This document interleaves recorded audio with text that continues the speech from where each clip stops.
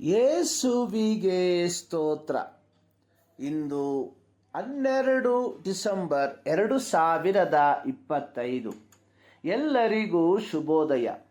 ಈ ದಿನದ ಧ್ಯಾನ ಭಾಗ ಪೇತ್ರನು ಬರೆದ ಮೊದಲನೆಯ ಪತ್ರಿಕೆ 5ನೇ ಅಧ್ಯಾಯ 8ನೇ ವಾಕ್ಯ.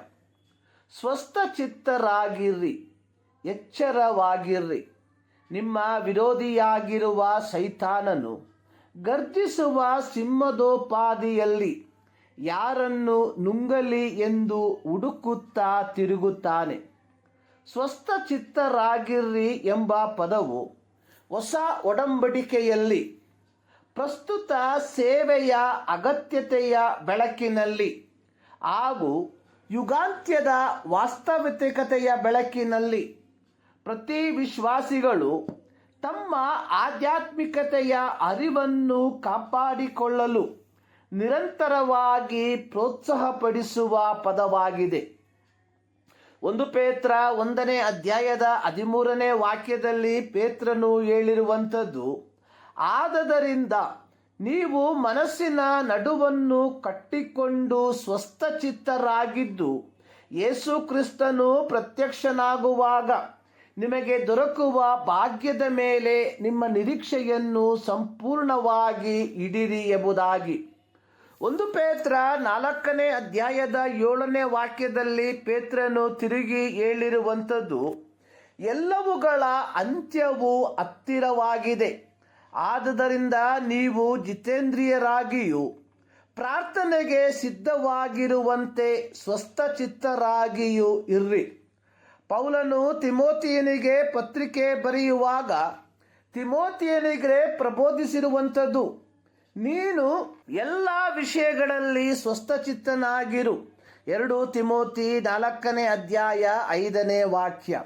ಮಾರ್ಕನು ಬರೆದ ಸುವಾರ್ತೆ 13ನೇ ಅಧ್ಯಾಯದ 32ರಿಂದ 37 ವಾಕ್ಯಗಳಲ್ಲಿ ಯೇಸು ಹೇಳಿದಂಥದ್ದು, ಇದಲ್ಲದೆ ಆ ದಿನದ ವಿಷಯವಾಗಲಿ ಆ ಗಳಿಗೆಯ ವಿಷಯವಾಗಲಿ ನನ್ನ ತಂದೆಗೆ ತಿಳಿಯುವುದೇ ಹೊರತು ಮತ್ತಾರಿಗೂ ತಿಳಿಯದು.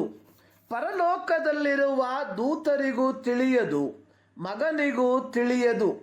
ಆ ಕಾಲವು ಯಾವಾಗ ಬರುವುದೋ ನಿಮಗೆ ಗೊತ್ತಿಲ್ಲವಾದ್ದರಿಂದ ನೋಡಿಕೊಳ್ಳಿರಿ, ಜಾಗರೂಕರಾಗಿರಿ.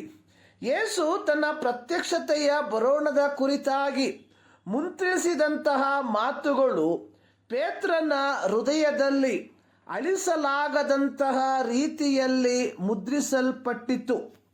ಹೀಗಿರಲಾಗಿ ಪೇತ್ರನು ಪೀಡನೆಯ ಮೂಲಕ ಹಾದು ಹೋಗುತ್ತಿರುವ ದೇವಜನರಿಗೆ ಕರ್ತನ ಬರೋಣವನ್ನು ಕಾತುರದಿಂದ ಕಾಯುತ್ತಿದ್ದ ವಿಶುದ್ಧರಿಗೆ ಪ್ರಬೋಧಿಸುವಂಥದ್ದು, ನೀವು ಹಾದು ಹೋಗುತ್ತಿರುವ ಪೀಡೆಯ ಮಧ್ಯದಲ್ಲಿಯೂ ಕರ್ತನ ಬರೋಣಕ್ಕಾಗಿ ಶಾಂತವಾಗಿ ಎಚ್ಚರವಾಗಿ ಕಾಯುತ್ತಾ ಇರ್ರಿ ಎಂಬುದಾಗಿ.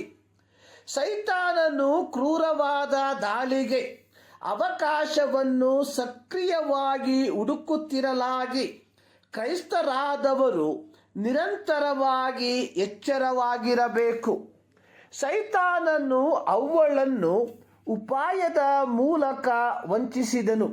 2 ಕೊರಿಂಥಿ 11ನೇ ಅಧ್ಯಾಯದ 3ನೇ ವಾಕ್ಯದಲ್ಲಿ ಪೌಲನು ಕೊರಿಂಥ ಸಭೆಯ ವಿಶ್ವಾಸಿಗಳಿಗೆ ಹೇಳುವಂಥದ್ದು, ಅವ್ವಳು ಸರ್ಪದ ಕುಯುಕ್ತಿಗೆ ಒಳಬಿದ್ದು ಮೋಸ ಹೋದಳೋ ಹಾಗೆಯೇ ನಿಮ್ಮ ಮನಸ್ಸು ಕ್ರಿಸ್ತನ ವಿಷಯದಲ್ಲಿರಬೇಕಾದ ಯಥಾರ್ಥತ್ವವನ್ನು ಪಾತಿವೃತ್ಯವನ್ನು ಬಿಟ್ಟು ಕೆಟ್ಟು ಹೋದಿತೆಂದು ನನಗೆ ಭಯ ಉಂಟು. ಇಲ್ಲಿ ಪೇತ್ರನು ಸೈತಾನನನ್ನು ಸಿಂಹಕ್ಕೆ ಹೋಲಿಕೆ ಮಾಡಿ ಬರೆದಿರುವಂಥದ್ದನ್ನು ನೋಡುತ್ತೇವೆ. ರೋಮನ್ ಚಕ್ರವರ್ತಿಗಳ ಕಾಲದಲ್ಲಿ ಕೊಲೋಸಿಯಂ ಅಥವಾ ಅಂಫಿ ಥಿಯೇಟರ್ ಎಂಬ ಗೋಳಾಕಾರದ ಕ್ರೀಡಾಂಗಣದಲ್ಲಿ ಕಾಡು ಮೃಗಗಳೊಂದಿಗೆ ಹೋರಾಡುವ ಕ್ರೀಡೆಯನ್ನು ರೋಮನ್ನರ ಮನರಂಜನೆಗಾಗಿ ಆಯೋಜಿಸುತ್ತಿದ್ದರು.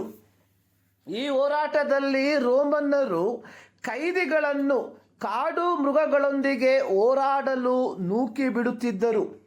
ಪೇತ್ರನು ಈ ಪತ್ರಿಕೆಯನ್ನು ಬರೆಯುವಂತಹ ಕಾಲದಲ್ಲಿ ರೋಮನ್ ಚಕ್ರವರ್ತಿಯಾಗಿದ್ದ ನೀರು ಮನರಂಜನೆಗಾಗಿ ಕ್ರೈಸ್ತರನ್ನು ಗುಂಪು ಗುಂಪಾಗಿ ಸಿಂಹಗಳ ಮಧ್ಯೆ ತಳ್ಳಿಬಿಡುತ್ತಿದ್ದನು. ಅಲ್ಲಿ ಸಿಂಹಗಳು ಇವರನ್ನು ನಿಮಿಷ ಮಾತ್ರದಲ್ಲಿಯೇ ಚೂರು ಚೂರು ಮಾಡಿ ಬಿಡುತ್ತಿದ್ದು. ಪೇತ್ರನು ಈ ಒಂದು ವಿಚಾರವನ್ನು ಹೇಳುವವನಾಗಿ ಆಸ್ಯ ಸೀಮೆಯಲ್ಲಿರುವ ಕ್ರೈಸ್ತರಿಗೆ ಹೇಳುವಂಥದ್ದು, ನೀವು ಸ್ವಸ್ಥಚಿತ್ತರಾಗಿದ್ದು ಎಚ್ಚರವಾಗಿರಿ ಎಂಬುದಾಗಿ. ಪ್ರಿಯರೇ, ಸೈತಾನನು ಹೇಗೆ ಅವ್ವಳನ್ನು ಉಪಾಯದಿಂದ ವಂಚಿಸಿತೋ ಹಾಗೆಯೇ ಕ್ರೈಸ್ತರ ಸಾಕ್ಷಿಯ ಜೀವಿತವನ್ನು ಹಾಳುಗೆಡುವುದಕ್ಕಾಗಿ ಇಂದು ಸೈತಾನನ್ನು ಪ್ರಯತ್ನಿಸುತ್ತಿರಲಾಗಿ ನಾವೆಲ್ಲರೂ ಸ್ವಸ್ಥಚಿತ್ತರಾಗಿ ಎಚ್ಚರವಾಗಿರತಕ್ಕದ್ದು ಅವಶ್ಯವಾಗಿದೆ. ಈ ಮುಂಜಾನೆಯಲ್ಲಿ ಸರ್ವಶಕ್ತನಾದ ದೇವರು ಈ ಅಧ್ಯಯನದ ಮೂಲಕ ನಿಮ್ಮನ್ನು ಆಶೀರ್ವದಿಸಲಿ.